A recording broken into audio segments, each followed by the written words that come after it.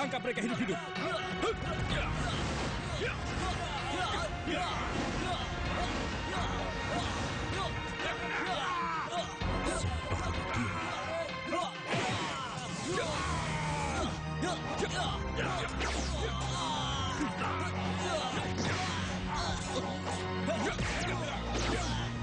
Senopati Ludira, hentikan!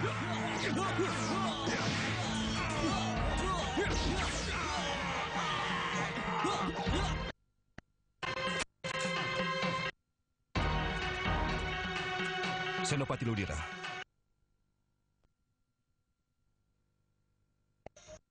Pati, mereka penjahat yang tidak perlu diampuni. Bukankah kita harus mencari tahu siapa dalangnya dan kenapa mereka...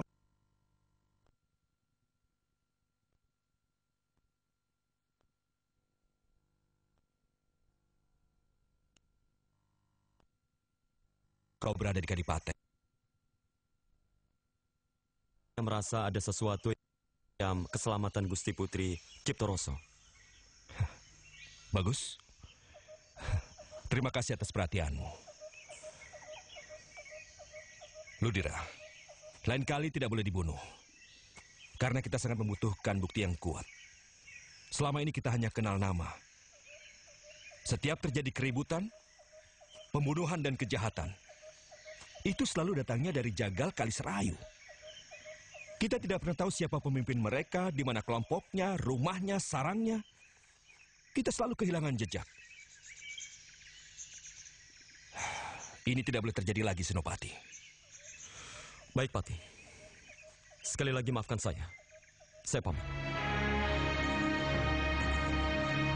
Aku tidak akan tinggal diam atas bohong ini.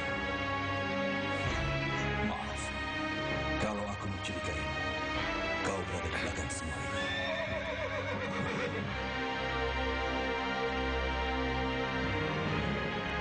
Pemuda ini bisa menjadi penghalang bagiku untuk mendekati Dewi Ciptoroso. Ya. Maaf, saya permisi. Anak muda, terima kasih atas bantuanmu. Ilmu kanuraganmu hebat sekali. Terima kasih. Kalau boleh tahu siapa namamu? Kamandaka. Kamandaka.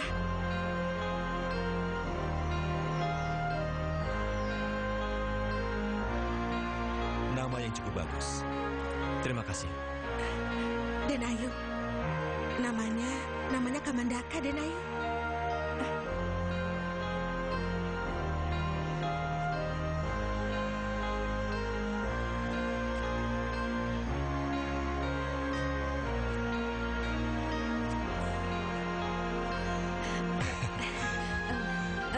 Paman, apa benar mereka itu kelompok yang dinamakan Jagal Kaliserayu? Benar. Tapi sulit sekali untuk mengetahui sarang mereka. Apalagi kita bisa tahu siapa pemimpin mereka.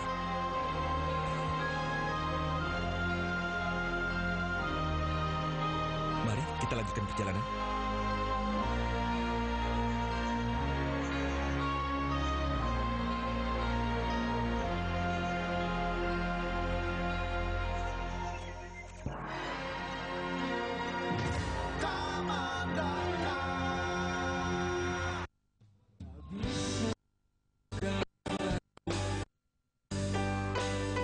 Untuk semua kenangan yang berlalu.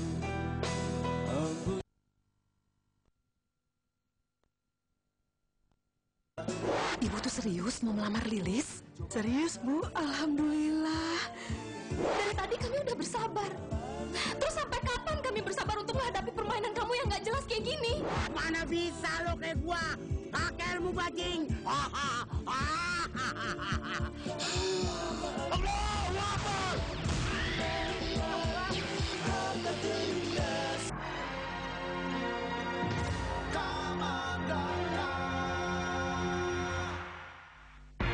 Bodoh!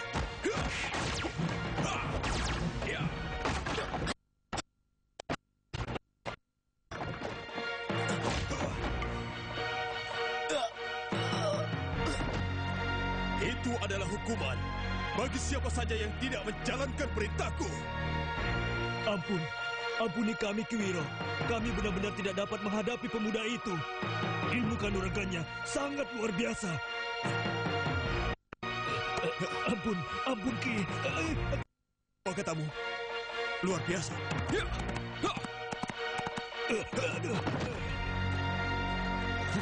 Ki Wiro, Senopati datang! Sudah.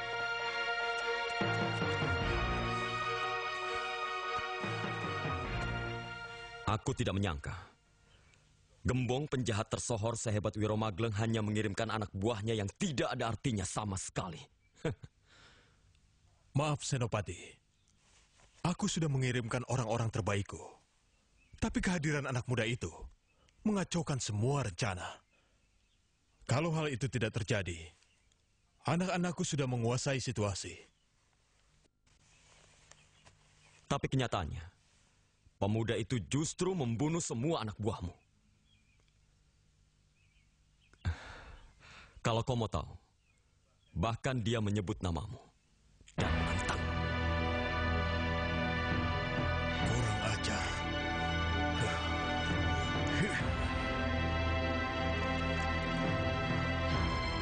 Aku yakin kau akan sangat berarti bagi.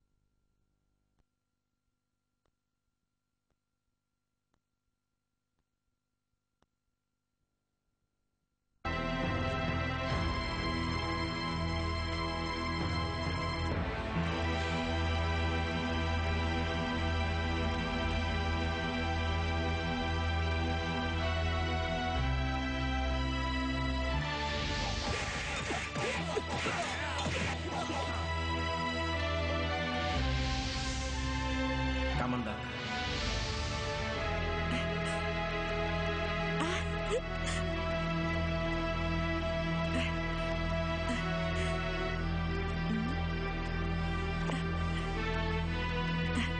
Danayu, Kantil, ngelamunin apa sih Danayu?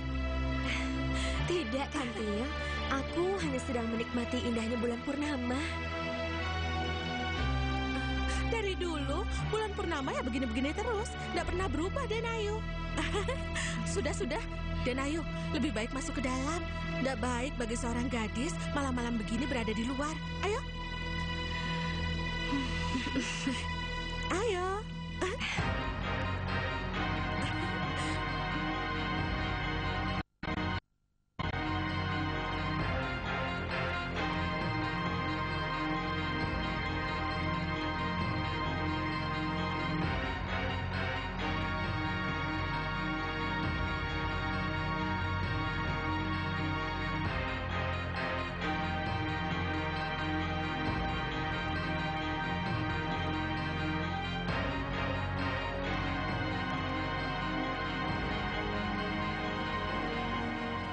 Kipati.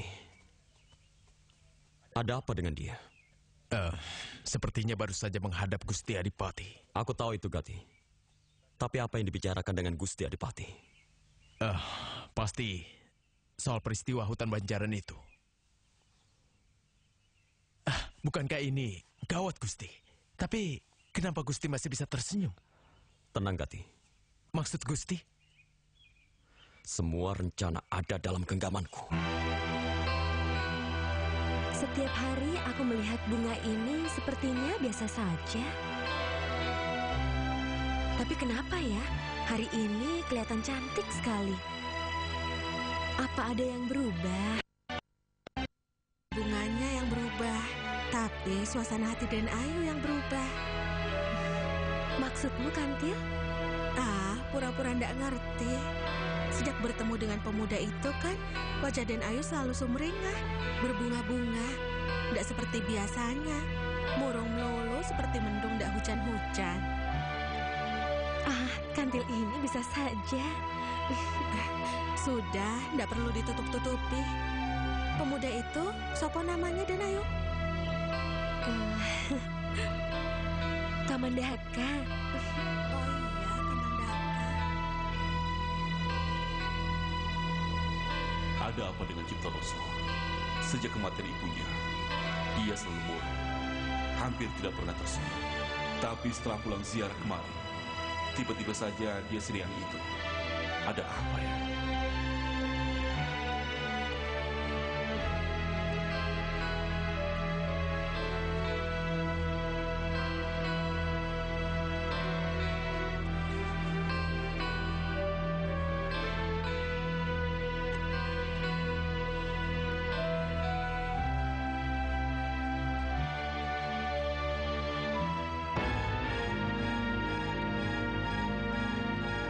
Gusti. Permisi, Gusti. Dati, sebaiknya kau tunggu di sini. Baik, Gusti.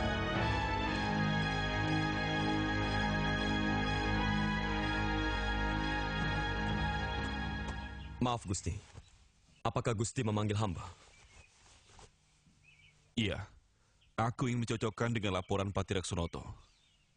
Apa benar ada seorang anak muda yang menyelamatkan rombongan dan putriku?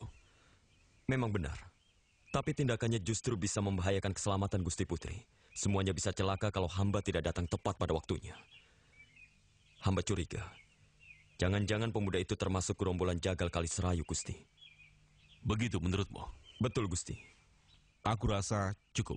Kau boleh pergi. Hamba mohon pamit, Gusti.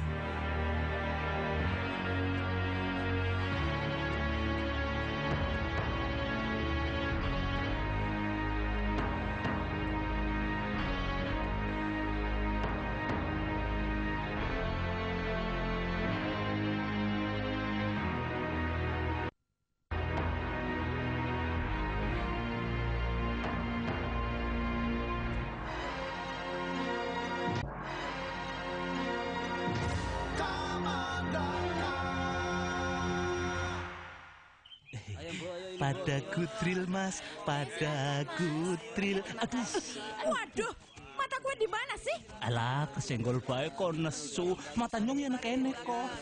Lumayanan. Aduh, teneng rame temen ya. Di gunung kok sepi.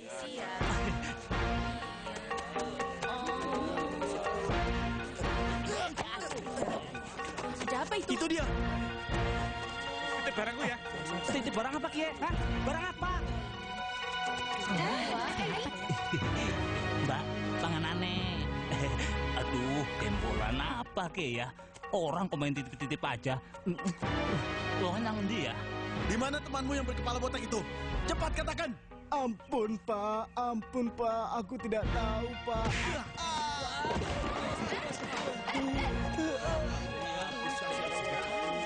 Ampun Pak, jangan sudah Pak, ampun Pak. Loh, sudah semuanya dewek. Orang minta ampun kok masih diajak. Kalian ini manusia apa jin sih? Itu dia malingnya, yang berkepala botak. Oh, rupanya kamu ya. Ayo, tangkap dia. Loh, nyong malah dituduh maling. Sesenewu dele dewek. Ngarani nyong maling gundulmu apa? Wani karo nyong apa? Kepengin kepalamu mut sebulan apa? Hah?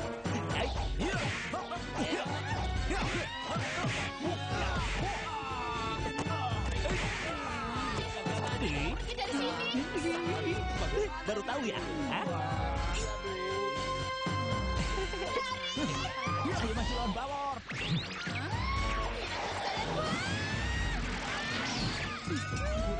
Selamat. Untung aja nggak kena kepala. Kepalaku bisa hilang. Untung aja ada bocor bagus itu. Kalau enggak, mati aku.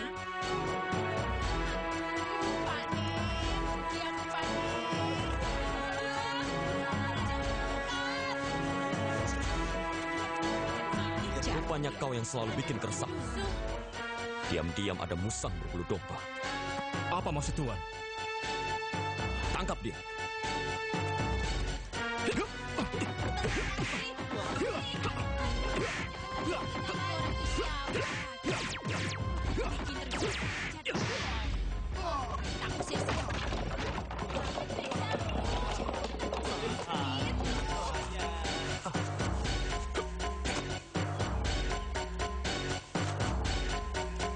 Maaf Tuan, aku hanya membela mereka yang tertindas.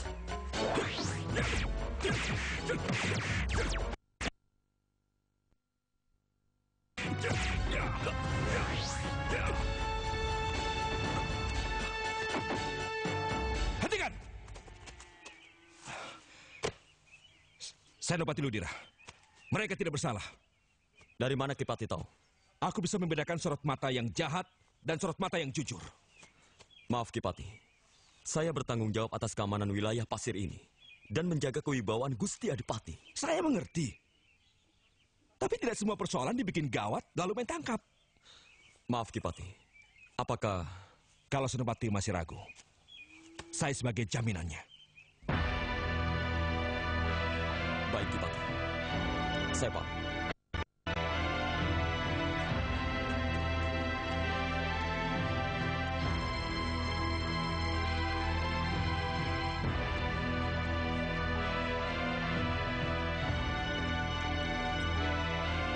Ayo bubar semuanya.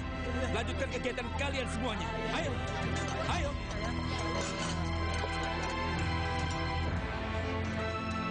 Ayo cepat sini ayo. Ayo sini. Mas, Mas pendekar, tunggu. Mas. Mas. Nyong Bawor mau nunut sampean ya? Maaf, aku lebih senang jalan sendiri. Aduh. Biung. Den Mas, uripe nyong kue kabur kanginan, sebatang kara. Saya ikut ya Den Mas, supaya hidup saya itu dibimbing. Ya Den Mas, boleh toh? Kalau nggak boleh, aduh nasibku Den Mas. Loh, Den Mas, tunggu.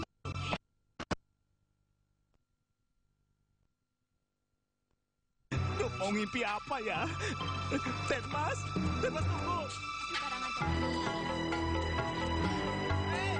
Cepat Gus, tunggu. Cepat Gus, tunggu. Cepat Gus, tunggu. Cepat Gus, tunggu.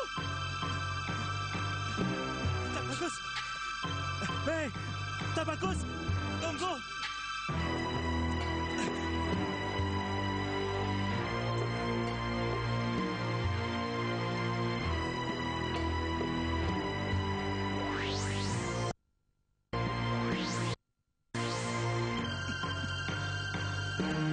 Mas, Tabakus.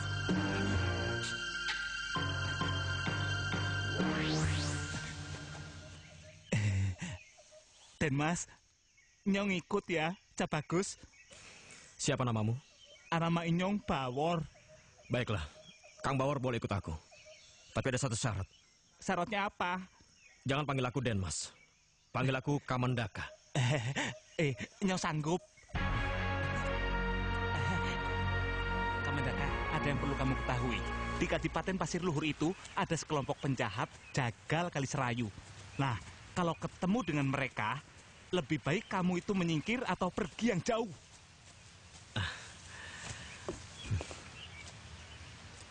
Aku sudah tahu, Kang Bawor. Weh, sudah tahu? Aduh, masa Inyong kalah duluan, primen sih? Nah, pasti belum tahu. Di Kadipaten Pasir Luhur itu dipimpin oleh seorang adipati yang bernama Adipati Kadandoho. Dia itu sangat rakus akan harta. Dan dia suka menarik pajak rakyat untuk kepentingan pribadi.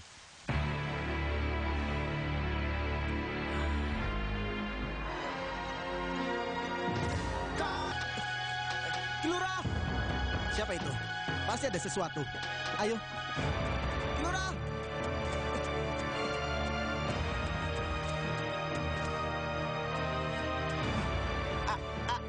Anu Kilurah, anak apa?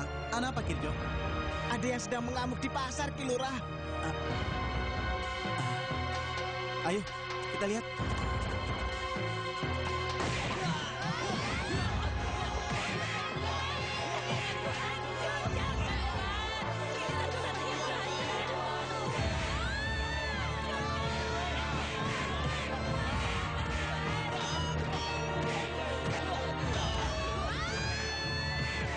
Ini pasti perbuatan dari orang-orang jagat Kalisera ini. Bagaimana kau? Tunggu saja. Apakah pancingan kita ini akan membawa hasil?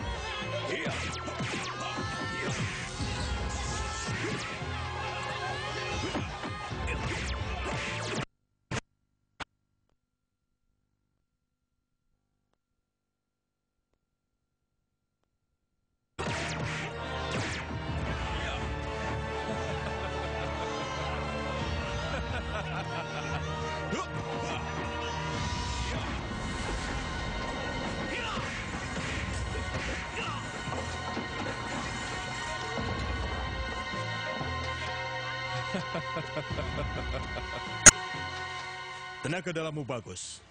Berarti benar. Kamu bukan anak sembarangan. Pantas anak buahku kamu bantai di hutan Banjaran. Tunggu dulu. Aku tidak pernah membantai. Jangan pungkiri. Hutang nyawa harus dibayar dengan nyawa. Majulah!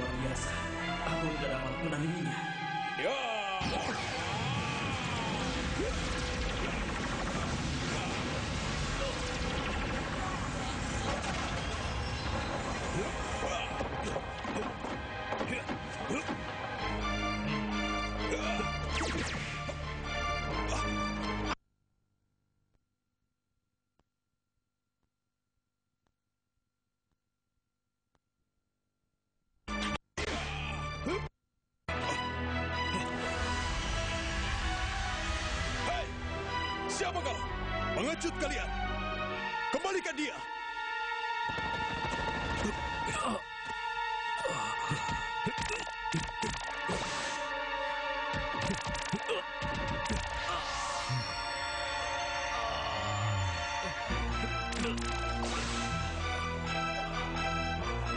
Buang napasmu. Kemampuan dan keberanianmu sudah cukup bagus. Tapi sayang, ilmu yang kau kuasai belum sebanding dengan kesaktiannya. Oleh karena itu, aku ingin menolongmu. Terima kasih. Hei, tunggu!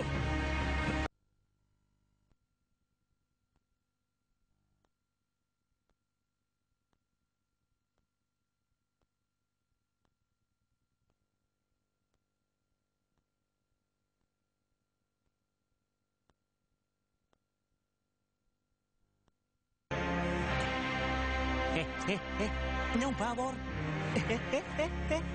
Kamu nggak apa-apa kan, Kamandaka? Aku tidak apa-apa, Kang Bawor.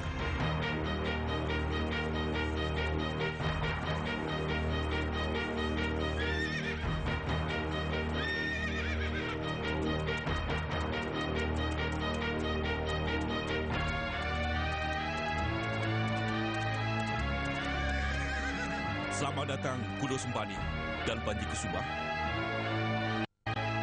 Mari.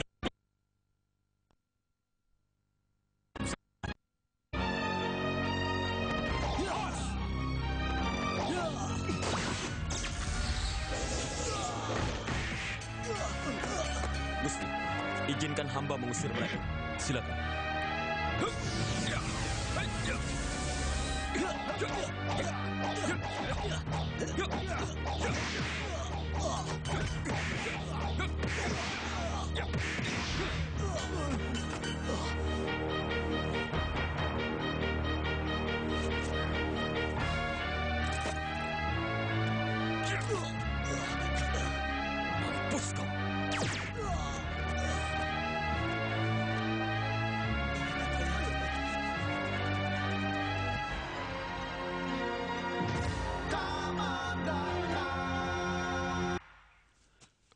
Bagaimana? Sudah aman? Sendiko dawuh, Gusti. Sepertinya masih ada yang lain.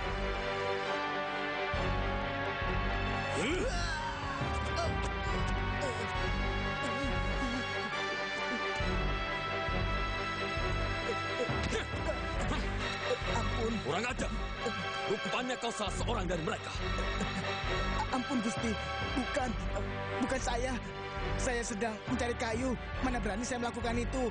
Seseorang telah melempar saya ke sini, Gusti. Kau bohong.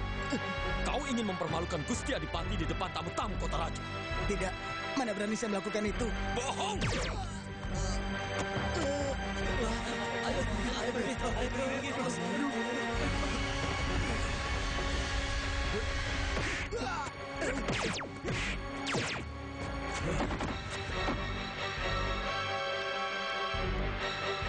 Siapa dia, Pati? Maaf, Gusti. Hamba baru sekarang melihat orang ini. Kurang ajar. Siapa kau? Siapapun aku, kau tidak perlu tahu. Kedatanganku hanya untuk memperingatkanmu. Sudah seharusnya seorang punggawa menjadi pengayom buat mereka. Sepertinya orang ini tidak suka dengan kebatilan. Sangatlah tidak pantas di hadapan tamu agung, malah berbuat sewenang-wenang. Beraninya kau nasihati aku. Ku cincang kau.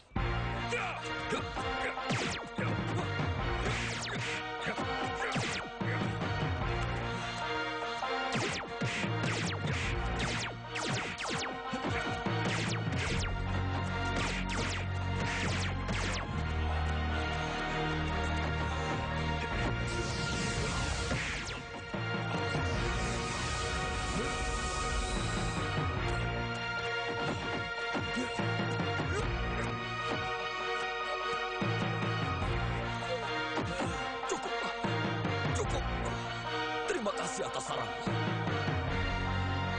Baik, aku tidak akan memperpanjang persoalan. Lakukan amanatku.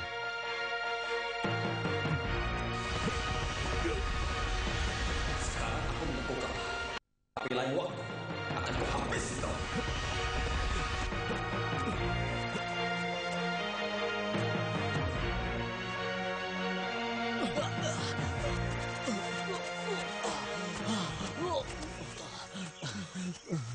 Kurang ajar. Senopati Ludira memukulku keras sekali. Rupanya mereka ingin membunuh kita. Ah, sudahlah. Itu kan supaya terlihat seperti sungguhan. Yang penting dia sudah memberikan ini. Oh iya. Paman! Paman! Ada apa, Nak Mas? Kenapa selalu mengejarku? Nak Mas tidak perlu tahu siapa diriku. Yang penting Nak Mas selalu menegakkan kebenaran dan meluluh lantakan kezaliman. Baik, Paman. Paman, ada sesuatu yang ingin kutanyakan tadi. Kamandaka! Kamandaka! Keprimen sih? Nyong ditinggal-tinggal. Mani, Nyong jangan ditinggal. Kalau Kang Bawor ingin jadi sahabatku, maka ikutlah denganku. Sahabat, Nyong pasti setia. Nyong pasti mau. Kamandaka. Nyong ditinggal Mani. Kamandaka. Tidak. Peristiwa ini tetap akan kami laporkan pada Gusti Prabu Siliwangi. Bahwa kamu tidak becus untuk menangani keamanan di wilayah sini. Iya, ini sangat berbahaya bagi Pajajaran. Wilayah itu sangat penting. Di sebelah timur kita berbatasan dengan Majapahit. Di sebelah selatan kita berbatasan dengan Nusa Kambangan. Apa jadinya Pasir Luhur kalau wilayah perbatasannya sangat rapuh?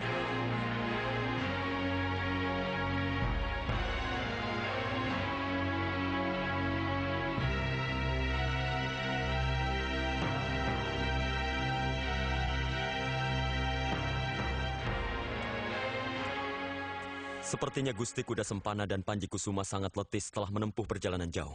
Ada baiknya Gusti berdua beristirahat dulu. Kami telah menyediakan tempat istirahat yang nyaman buat Gusti.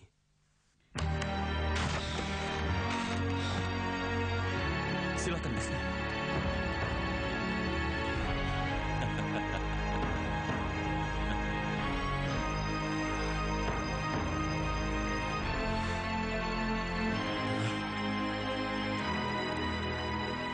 Ini tamparan buat kita. Dan kau, Ludira, sama sekali tidak berguna. Maaf, Gusti. Hamba sudah berusaha, tapi manusia kera itu memang hebat. Apa yang dikatakan manusia kera itu ada benarnya. Lalu apa yang kita persoalkan? Kamu sadar apa yang kamu ucapkan, Patih? Rupanya, kamu lebih senang aku terhina di hadapan punggawa itu. Jangan-jangan Ki Patih sedang mencari peluang untuk mengangkat dirinya, Gusti. Apa maksudmu, Senopati? Maaf, Gusti. Beralasankan ucapan hamba? Akhir-akhir ini Ki Patih sering membela orang lain daripada kepentingan Kadipaten, Gusti.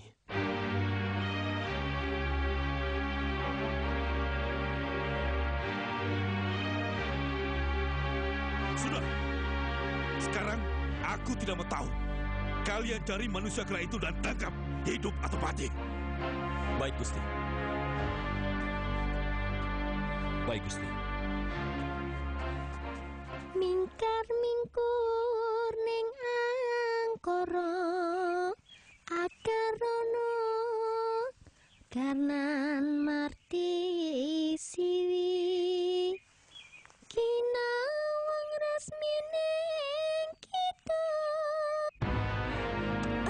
Tusuk kondenya jatuh. Karnil, hati-hati. Itu tusuk konde kesayanganku peninggalan mendiang ibunda. Dahulu sebelum beliau meninggal, tusuk konde ini sangat berarti bagiku. Iya Denayu. Maaf Denayu. Kau bisa saja. Dan untuk lebih meyakinkan lagi, saya akan menyertakan orang-orang yang berkorban untuk mati. Kamu memang orang yang paling licik di dunia, Ludira. Memelihara kawanan pencoleng untuk mengambil keuntungan. Ya, saya setuju. Dia manusia paling licik. Usahanya tidak becus, bahkan mempermalukan kita di depan umum.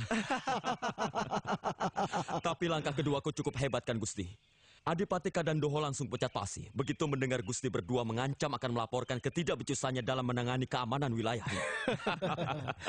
Aku akui itu. Saya akan semakin menakut-nakuti orang tua itu. Supaya dia memberikan uang suap lebih besar kepada Gusti berdua. Agar tidak melaporkan masalah ini ke istana. Siasatmu sempurna sekali, Ludira. Kau menginginkan putrinya, sekaligus menggerogoti hartanya. Hei, siapa itu?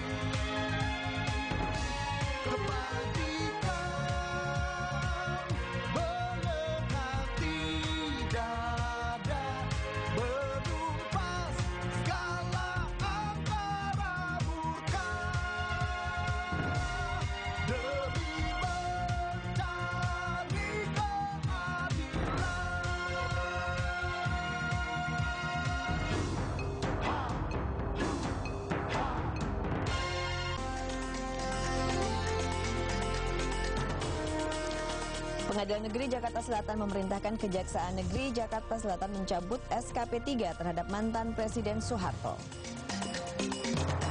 Presiden Susilo Bambang Yudhoyono minta semua pihak mencegah bencana lingkungan. Dan pemirsa, selain informasi tadi, Fokus yang juga akan hadir dengan sejumlah informasi lainnya yang akan kami sajikan untuk Anda secara akurat dan berimbang.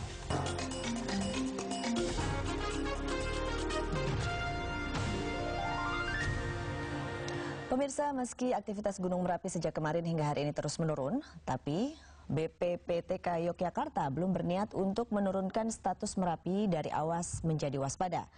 Sementara itu sejumlah pasar di Kabupaten Bantul, Yogyakarta dilaporkan mulai kembali hidup pasca bencana gempa bumi yang meluluhlantakan Yogyakarta beberapa waktu lalu. Dan pemirsa, untuk mengetahui laporan selengkapnya menyangkut kondisi Gunung Merapi juga pantauan situasi Yogyakarta pasca bencana gempa bumi, kami sudah terhubung dengan Gusti Eka Sucahya yang saat ini berada di Sleman, Yogyakarta. Selamat siang, Gusti. Selamat siang, Arni. Iya, silakan langsung sampaikan laporan Anda, terutama mengenai aktivitas Gunung Merapi hari ini. Ya, baik. Arni dan pemirsa Indosiar di rumah, berdasarkan pemantauan tim liputan Indosiar dari daerah Cangkringan dan daerah sekitar lereng Gunung Merapi, aktivitas Gunung Merapi dalam 2 hari terakhir ini memang cenderung menurun. Namun demikian, status Merapi sendiri masih ditetapkan berada dalam keadaan awas. Pihak Badan Penyelidikan dan Pengembangan Teknologi Kegunung Apian atau BPPTK berdasarkan catatan seismograf menyatakan bahwa awan panas sejak tengah malam hingga pagi hari tadi tercatat 6 kali menyembur dari Gunung Merapi, tapi dari pengamatan dari pos pengamatan Deles di Klaten hanya terlihat 1 kali dan itu mengarah ke arah Kali Gendol. Sedangkan guguran dari Gunung Merapi terjadi sebanyak 41 kali sejauh 2 km ke arah Kerasak, 36 kali sejauh 1,5 km ke arah Kali Gendol, dan 4 kali sejauh 2,5 km ke arah Kalisat. Kemarin untuk pertama kalinya kota Yogyakarta mengalami hujan abu karena adanya awan panas yang disemburkan oleh Gunung Merapi. Sedangkan awan panas yang tersembur dari Gunung Merapi pada yang terjadi hari Jumat kemarin sepertinya merupakan semburan yang terbesar dalam beberapa hari terakhir ini. Demikian, Arni. Ya, Gusti. Arni, Kemudian ada... Halo Arni, saya tidak dapat mendengar Anda, tapi dapat saya sampaikan bahwa kemarin anggota Badan Koordinasi Bencana Nasional atau Bakortanas mendatangi kediaman juru kunci Gunung Merapi yaitu Mbah Marijan di kediaman Mbah Marijan di Dusun Kinarjo, Umbul Harjo, Cangkringan, Sleman. Kedatangan anggota Bakortanas ini berkaitan dengan keengganan warga di sekitar tempat tinggal Mbah Marijan atau bahkan di sekitar lereng Gunung Merapi secara keseluruhan untuk mengungsi atau untuk melakukan pengungsian karena sikap Mbah Marijan sendiri yang bersikeras untuk tetap tinggal di kediamannya. Pertemuan antara Bakortanas yang diwakili Brigjen Polisi R. Tarigan dari Mabes Polri dengan juru kunci Merapi Mbah Marijan berlangsung tertutup selama sekitar 2 jam di rumah Mbah Marijan di Kampung Kinarjo, Cangkringan, Sleman, Yogyakarta hari Minggu kemarin. Pihak Bakortanas bermaksud meminta klarifikasi tentang masih banyaknya warga lereng Merapi, terutama di kawasan Cangkringan, Sleman, yang enggan mengungsi meski Gunung Merapi saat ini dalam kondisi kritis. Menurut R. Tarigan, Mbah Marijan mendukung pemerintah dan tidak melarang warga yang tinggal di sekitar lereng Merapi untuk mengungsi. Mbah Marijan mengaku menghormati analisa pihak vulkanologi tentang perkembangan Gunung Merapi. Namun sebagai orang yang dipercaya sebagai juru kunci, Mbah Marijan tetap tinggal di kediamannya. Beliau menunggu di kampung ini untuk nanti kalau ada yang butuh ketemu apa dia yang nunggu. Jadi tidak pernah Mbah Marijan melarang untuk mengungsi. Sementara itu, setelah sempat mengeluarkan awan panas dalam volume besar, aktivitas Gunung Merapi kemarin cenderung menurun dan mengeluarkan asap sulfatara membumbung tinggi. Sudaryono, Indosiar, Sleman, Yogyakarta. Ya, Arni. Arni, Anda dapat mendengar saya? Ya, silakan Gusti. Ya, sementara itu Arni dari daerah Bantul, dari daerah terjadinya gempa dapat kami sampaikan hampir semua pasar di Kabupaten Bantul pasca terjadinya gempa 2 minggu lalu memang praktis tidak berfungsi lagi. Dari luar memang terlihat bangunannya masih berdiri, namun di beberapa bagian terlihat retak-retak, bahkan di beberapa pasar terlihat bangunannya sudah miring. Di Pasar Niten, salah satu pasar yaitu Pasar Niten di Kecamatan Bantul, hampir semua pedagang pindah ke pinggir jalan untuk berjualan. Di pasar yang biasanya ramai di pagi hari ini, para pedagang menggelar dagangannya di bawah tenda-tenda yang merupakan tenda bantuan dari pemerintah. Sementara itu bangunan pasar dan kios-kiosnya ditinggalkan begitu saja dalam keadaan kosong. Hal senada Arni juga terjadi di Pasar Barongan, di mana para pedagang tidak berani lagi menempati kios mereka yang lama karena masih takut dan trauma terhadap terjadinya gempa susulan. Para pedagang pun pindah ke bagian depan pasar, namun mereka harus membuat sendiri tenda-tenda untuk tempat berdagang karena mereka tidak mendapat bantuan tenda dari pemerintah seperti yang terjadi di Pasar Niten. Sedangkan di Pasar Imogiri, dari pengamatan Tim Liputan Indosiar, Pasar Imogiri ini terletak di Kecamatan Panggang. Hampir seluruh bangunannya roboh. Aktivitas perdagangan juga masih sepi, sedangkan warga dan para pedagang masih sibuk membenahi rumah-rumah mereka. Imogiri sendiri memang tercatat merupakan salah satu daerah terparah dalam musibah gempa 2 pekan lalu. Demikian, Arni. Lalu Gusti, bagaimana dengan sumbangan pemirsa Indosiar melalui Kita Peduli? Bantuan apa saja yang hingga saat ini sudah disampaikan, Gusti?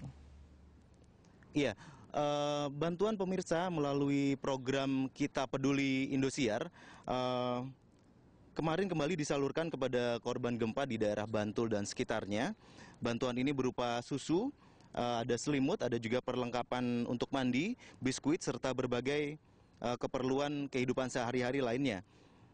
Bantuan ini diharapkan bisa tersebar dengan merata dan bisa meringankan beban warga yang terkena gempa. Kita Peduli Indosiar yang menggalang dana pemirsa Indosiar di seluruh tanah air memasuki minggu ketiga terus mendistribusikan kepada masyarakat korban gempa di Yogyakarta dan sekitarnya. Dengan azas pemerataan, kemarin Kita Peduli Indosiar yang bekerja sama dengan mahasiswa Fakultas Teknik Universitas Muhammadiyah Yogyakarta menyalurkan bantuannya ke sejumlah wilayah di beberapa kecamatan.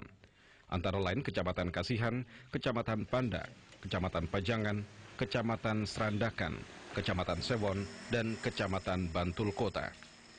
Bantuan yang disalurkan berupa 100 paket yang terdiri dari selimut, keperluan wanita, perlengkapan mandi, serta 1 kuintal gula.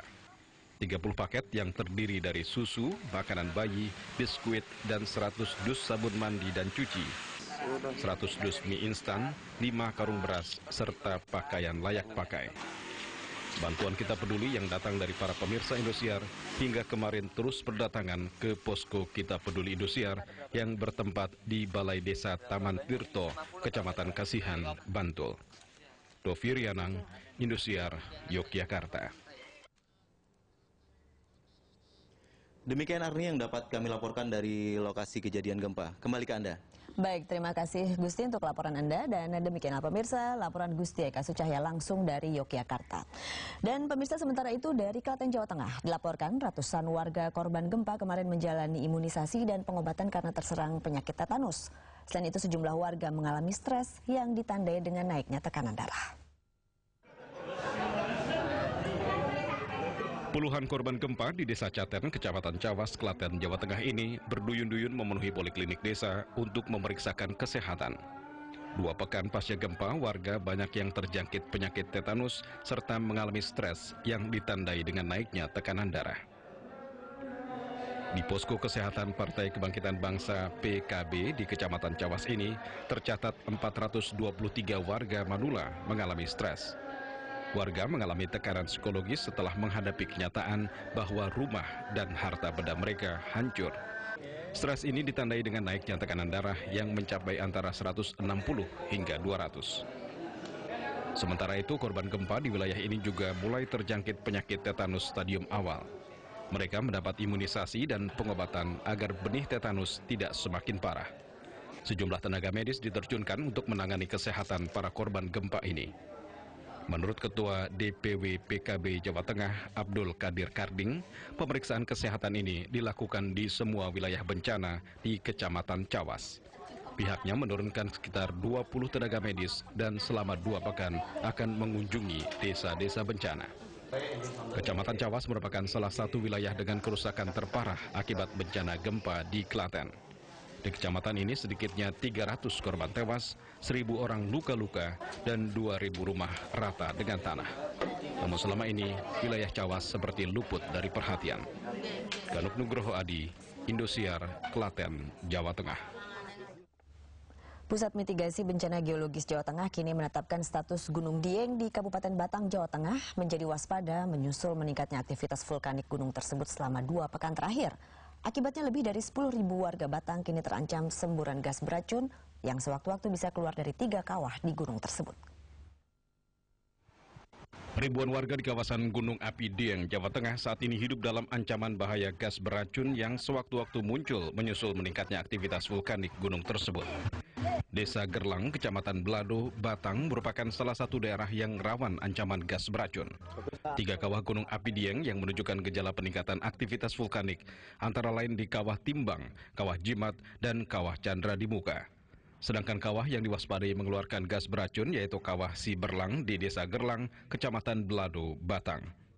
Tanda-tanda peningkatan aktivitas vulkanik kini telah dirasakan warga, antara lain berupa bau belerang yang tercium sangat menyengat serta ditemukannya tanaman dan serangga mati di sekitar lubang gas. Di Kawah Sinila ditemukan lubang fumarol baru yang merupakan gejala awal meningkatnya aktivitas vulkanik.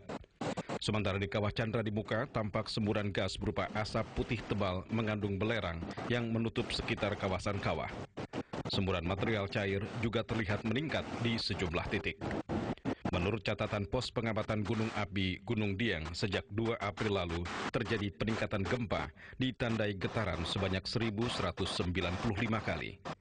208 getaran diantaranya diakibatkan aktivitas vulkanik dalam. Selain berpotensi mengeluarkan lava, kawah di kawasan Dieng juga berpotensi menyemburkan gas beracun. Seperti pernah terjadi di Kawah Sinila tahun 1970 yang menewaskan 149 warga. Meski status Gunung Dieng dinyatakan waspada, namun tidak mempengaruhi aktivitas warga yang tinggal di sekitar lereng Dieng. Kuncoro Wijayanto, Indosiar, Batang, Jawa Tengah. Aliansi Bhinneka Tunggal Ika pagi tadi menemui Ketua Mahkamah Konstitusi menyoal RUU anti pornografi dan porno aksi. Nantikan informasi selengkapnya usai pariwara berikut. Presiden Soeharto tidak sah dan memerintahkan Kejaksaan Negeri Jakarta Selatan untuk mencabut SKP 3 tersebut. Pengadilan Negeri Jakarta Selatan memerintahkan Kejaksaan Negeri Jakarta Selatan untuk mencabut surat ketetapan penghentian penuntutan perkara SKP 3 terhadap mantan Presiden Soeharto yang dikeluarkan pada tanggal 12 Mei 2006 lalu. Selain itu, Pengadilan Negeri Jakarta Selatan juga mendesak Kejaksaan untuk terus memberikan pengobatan terhadap mantan Presiden Soeharto hingga sembuh agar perkaranya dapat segera diadili. Putusan tersebut disampaikan Ketua Majelis Hakim Andi Samsan Ngandro dalam persidangan pra-peradilan yang diajukan oleh Gerakan Adili Soeharto Gemas, APHI, dan sejumlah LSM lainnya. Hakim Tunggal Andi Samsan Ngaro dalam amar putusannya menilai Kejaksaan seharusnya tidak memberikan tafsiran tentang kondisi kesehatan Soeharto, apakah dapat disembuhkan atau tidak, karena kewenangan Kejaksaan hanya dalam rangka penuntutan. Karenanya SKP 3 tersebut menurut Hakim bertentangan dengan TAP MPR nomor 11 tahun 1998 serta putusan Mahkamah Agung tertanggal 11 Februari 2001.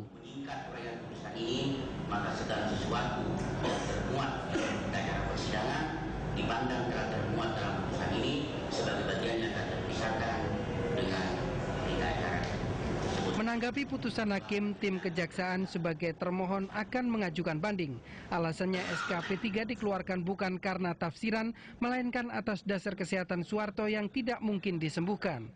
Gustaf Roberto, Dwiananto Agung, Indosiar, Jakarta. Menteri Hukum dan HAM Hamid Awaludin menegaskan kaburnya obligor Marimutus Sinivasan ke luar negeri terjadi saat yang bersangkutan belum berstatus dicekal. Bareskrim Mabes Polri baru mengajukan permintaan cekal pada tanggal 17 Maret 2006, 2 hari setelah Marimutu melarikan diri. Menkumham Hamid Awaludin menegaskan kaburnya obligor BLBI Marimutu Sinivasan ke luar negeri terjadi karena saat melarikan diri pada tanggal 15 Maret lalu, status Harimutu belum dicekal pihak imigrasi. Penegasan ini dilontarkan saat menjawab pertanyaan anggota Komisi 3 DPR RI dalam rapat kerja pagi tadi. Hamid menambahkan status Marimutu Sinivasan sebenarnya pernah dicekal pada tahun 1999 sampai 21 Mei 2005. Namun cekal tersebut tidak diperpanjang. Akibatnya pada tanggal 15 Maret 2006, Marimutu dapat dengan leluasa pergi ke luar negeri dengan tujuan Singapura dengan menumpang pesawat Singapore Airlines nomor penerbangan SQ163. Hamid mengakui Bareskrim Mabes Polri ketika itu mengajukan permintaan cekal baru pada tanggal 17 Maret 2006, 2 hari setelah Marimutu melarikan diri. Sejak 2005 sampai dengan 17 Maret 2006, Sinivasan tidak dalam status pencegahan. Jadi sejak 2005. Kemudian tanggal 17 Maret tadi, Bareskrim Polri meminta yang bersangkutan dicekal ke luar negeri selama 20 hari. Lalu pada tanggal 24 Mei, Menteri Keuangan meminta agar yang bersangkutan dimasukkan dalam daftar pencegahan selama 6 bulan. Medi Trianto dan Medi Kuswedi, Indosiar, Jakarta. Aliansi Bhinneka Tunggal Ika pagi tadi menemui Ketua Mahkamah Konstitusi Jimli Asyidik untuk mengadukan permasalahan RUU anti pornografi dan porno aksi yang masih digarap di DPR. Ketua Mahkamah Konstitusi menilai kontroversi RUU APP saat ini sudah mengarah ke masalah ideologi. Menurut Aliansi Bhinneka Tunggal Ika, RUU APP saat ini pada posisi yang serba salah, baik disahkan maupun tidak disahkan karena akan menimbulkan perpecahan.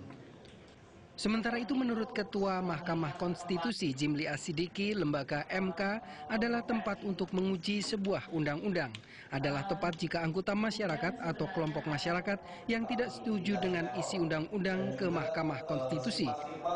Karena itu Jimli Asidiki mengatakan RUU APP yang kontroversial tersebut baru bisa diuji materi setelah disyahkan menjadi undang-undang. Jimli menambahkan memang kontroversi RUU APP saat ini mengarah ke ideologi bukan ke masalah hukum. Ketua MK meminta Presiden dan Wakil Presiden memperhatikan sungguh-sungguh RUU APP ini agar tidak membuat perpecahan di antara masyarakat. Tiur Gurning dan Surnata, Indosiar, Jakarta.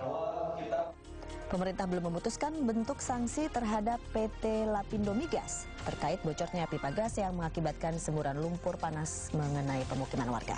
Informasi selengkapnya sesaat lagi, tetap fokus pada saluran informasi yang akurat dan berimbang. Hidup sedunia yang ditandai dengan pemberian penghargaan Kalpataru dan Piala Adipura ini di Istana Negara pagi tadi, Presiden mengajak semua pihak untuk dapat mencegah terjadinya bencana lingkungan. Ancaman tersebut menurut SBY jelas terbuka saat ini. Selain itu, 2 juta hektar hutan yang rusak akibat illegal logging, masalah sampah yang menyulitkan sejumlah daerah seperti Bandung, Jawa Barat, serta meningkatnya penggunaan kendaraan bermotor merupakan indikasi jelas terhadap ancaman lingkungan. Untuk itu, selain menyatakan perang terhadap praktek illegal logging, Presiden juga menghimbau pemerintah daerah beserta kepolisian agar dapat konsekuen dalam menjalankan uji emisi kendaraan sehingga tingkat polusi dapat dikurangi. Kalau kita berada di bundaran Semanggi atau bundaran HI misalnya, kita di situ ada 2 bus yang lewat mengeluarkan asap hitam sehingga lingkaran itu hitam. Ada 2 polisi diam saja. Ada kebetulan Pak Bupati Jakarta Pusat diam saja. Yang salah Pak Bupati dan Pak Polisi. Pada kesempatan ini, Kepala Negara juga memberikan penghargaan Kalpataru dan Piala Adipura yang dibagi menjadi 4 kategori, mulai dari perintis lingkungan hingga penyelamatan lingkungan. Untuk penerima Adipura, Kota Madya Jakarta Pusat, Provinsi DKI Jakarta menempati urutan tertinggi untuk kategori kota metropolitan. Eri Sofyan Hakim dan Agus Rahayu, Indosiar, Jakarta. Pemerintah belum menentukan bentuk sanksi terhadap PT Lapindo Migas, termasuk penutupan perusahaan tersebut terkait bocornya pipa gas yang mengakibatkan semburan lumpur panas mencapai pemukiman warga di Sidoarjo, Jawa Timur. Bocornya pengemburan gas di Gempol, Jawa Timur hingga saat ini masih diselidiki Kementerian Lingkungan Hidup. Dalam keterangannya di sela-sela peringatan Hari Lingkungan Hidup di Jakarta pagi tadi, Menteri Negara Lingkungan Hidup Rahmat Witoelar menegaskan pihaknya belum menentukan bentuk sanksi yang akan diberikan kepada PT Lapindo Migas, termasuk rekomendasi soal penutupan perusahaan yang bersangkutan. Yang jelas, Lapindo Migas minimal harus membayar ganti rugi seperti pengobatan masyarakat di sekitar, kerusakan tambak, termasuk penutupan jalan tol Surabaya-Gempol. Realitasnya ya penggantian semua kerugian jelas. Penutupan pabrik mungkin ya? Mungkin apa kalau sampai jadi, tapi kalau sekarang ya saya kira tidak cerdas ya untuk pabrik itu. Kalau untuk pabriknya yang bersihnya siapa? Ya suruh bersihin dulu lah. Nanti maksudnya mereka kan ada kejadian tutup mereka pergi, yang bersihnya paling Palu lah, Pak Bupati kan. Jadi mereka bersihkan dulu dan mereka sedang melakukan itu. Sementara itu dalam rapat dengar pendapat dengan Komisi 7 DPR RI, Kepala Badan Pelaksana Hulu Minyak dan Gas Bumi, Sardaya Warnita, meminta BP Migas untuk memerintahkan PT Lapindo berantas segera mencari solusi, sehingga lumpur panas tersebut tidak membahayakan warga di 3 desa sekitarnya, dan juga berpotensi menimbun jalan tol ruas Surabaya-Sidoarjo. Jika terbukti PT Lapindo melakukan kesalahan prosedur pengeboran, Komisi 7 DPR meminta agar PT Lapindo berantas diproses secara hukum. Pertemuan lanjutan dengan menghadirkan Direktur PT Lapindo berantas dan para kontraktor akan dilakukan malam ini. Tim Liputan Indosiar, Jakarta. Demikianlah pemirsa Fokus Siang untuk hari ini, dan tidak lupa juga kami ingatkan Anda untuk menyalurkan kepedulian Anda kepada korban bencana gempa di Yogyakarta dan Jawa Tengah melalui program Kita Peduli Indosiar ke Bank BCA Cabang ASMK dengan nomor rekening 001 304 0009. Dan pemirsa, atas nama kerabat kerja yang bertugas, saya Arni Gusmiarni berterima kasih untuk kebersamaan Anda. Selamat siang dan tetaplah fokus pada saluran informasi yang akurat dan berimbang.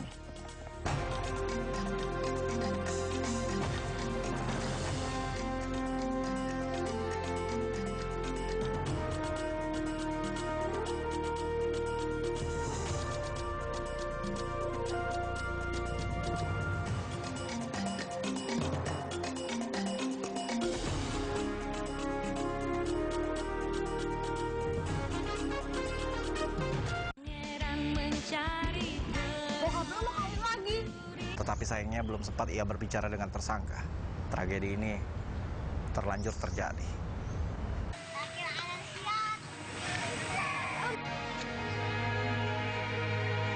Hubungan percintaan antara korban dengan tersangka mungkin tidak diketahui orang tua korban. Namun kelihatannya itu sudah bukan rahasia lagi di antara teman-teman sebaya mereka. Usia yang relatif masih muda barangkali dianggap sebagai salah satu faktor. Usia yang masih dalam tahap mencari pasangan hidup yang cocok. Kisah kasih mereka ini juga diketahui sepupu korban Budi. Bahkan rumah sang sepupu sering dijadikan tempat janjian sepasang kekasih tersebut. Menurut Budi, korban sangat mencintai tersangka. Tidak mungkin mau berhubungan intim dengan lelaki lain. Tapi sepengetahuannya, keluarga tersangka tidak menyetujui hubungan cinta tersebut karena perbedaan status. Keluarga tersangka adalah pengusaha angkutan umum yang relatif lebih berada dibandingkan orang tua korban yang buruh tani. Ya, pas tanggal 7 sebelum kejadian, dia cerita udah hamil 5 bulan lebih. Saya tanya pelakunya, Ajuk yang ngamalinnya, nggak ada yang campuran, enggak, Ajuk yang gitu. Enggak, itu dari almarhumah sendiri yang bilang? Iya, langsung. Bahkan dia nangis sama saya, tolong diurusin. Tapi menurut Marzuki, ketidaksetujuan keluarganya justru bukan karena perbedaan status tersebut. Sejak awal mereka tahu dirinya menjalin cinta dengan korban. Tidak ada masalah. Tapi lalu belakangan berubah. Kalau keluarga Kang Juki sendiri tahu kalau Kang Juki pacaran dengan Yana? Nggak tahu. Terus dari keluarga Kang Juki gimana? Setuju nggak? Dulunya setuju ya.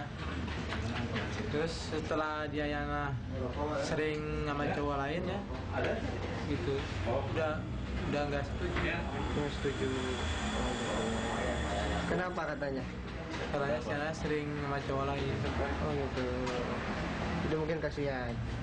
Saya sebagai tersangka, saya tahulah dari awalnya juga saya tahu bahwa adik saya itu hubungan sama Diana itu Bahkan dulu pernah saya ngomong sama dia, kata saya gini, Juk, coba tolong kamu udahlah sama si Ana itu.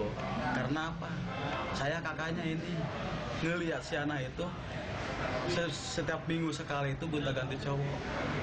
Saya merasa gimana lah kakaknya saya. Mohon kalau bisa udahlah. Gitu. Cuman ya dia kalau di depan saya bilangnya oke lah. Tahu di belakang saya. Nah, sekarang ini udah sampai kejadian ini kan ternyata si Nuriana hamil. Nah, dalam kenyataan hamil saya nggak tahu, keluarga saya nggak ada yang tahu waktu sekarang hamil itu.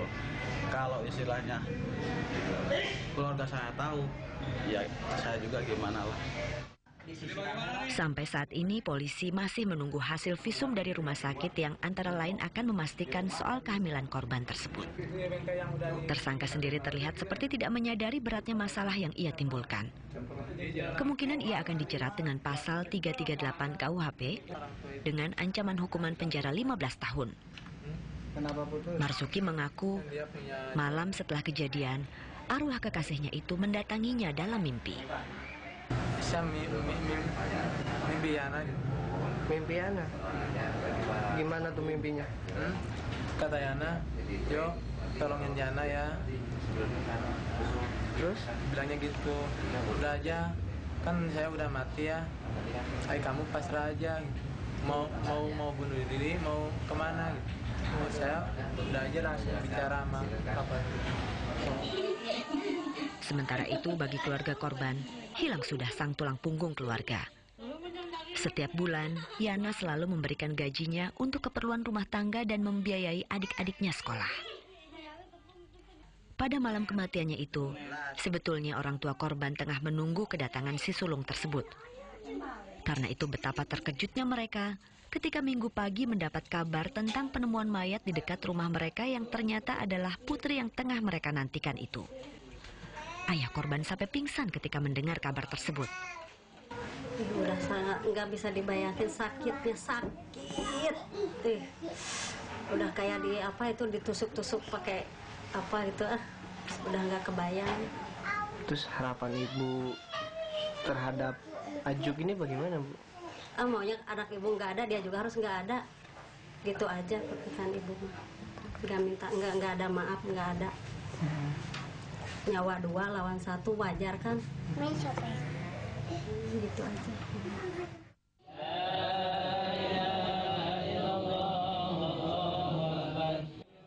Malam itu, 5 hari setelah kejadian, tahlilan digelar untuk mendoakan Yana.